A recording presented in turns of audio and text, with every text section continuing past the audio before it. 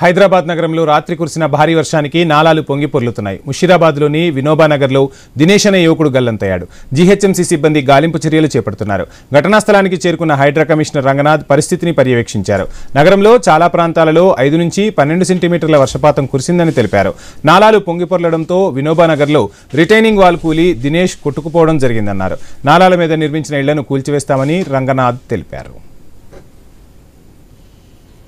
ఇది ముషీరాబాద్ ప్రాంతంలో ఉన్నటువంటి వినోబా నగర్ దగ్గర కూడా నిన్న ఒక వ్యక్తి దినేష్ అని చెప్పేసి యువకుడు అతను ఇక్కడ ఒక గోడ కూలి అంటే రిటెన్షన్ వాల్ నాలాకు ఉన్నటువంటి రిటైనింగ్ వాల్ అది కూలిన తర్వాత దాంట్లో నాలాలో పడి కొట్టుకుంటూ వెళ్ళాడు. ఇంకా అతను ట్రేస్ కాలేదు. ఈ నాలా ఆక్రమణలు ఎగైన్ ఇక్కడ కూడా చూసాము. పొద్దున ఎట్లా అయితే కనుక మేము 1 గంట క్రితము ఇక్కడ మన ఆసిఫ్ నగర్లో అక్కడ అఫ్జల్ సాగర్లో కూడా చూసాం. ఈ అన్ని చోట్ల కూడా మనకి ఈ ఆక్రమణలు నాలా ఆక్రమణల వల్లే ఇక్కడ ప్రధానంగా సమస్య. దీంట్లో నష్టపోయేది కూడా ఎక్కువ మంది పేదవాళ్లే. ఇప్పుడు ఈ 3-4 కూడా ఎవరైతే కొట్టుకుపోయారో వాళ్ళంతా కూడా పేద వర్గాలకు చెందిన వాళ్ళే ఉన్నారు.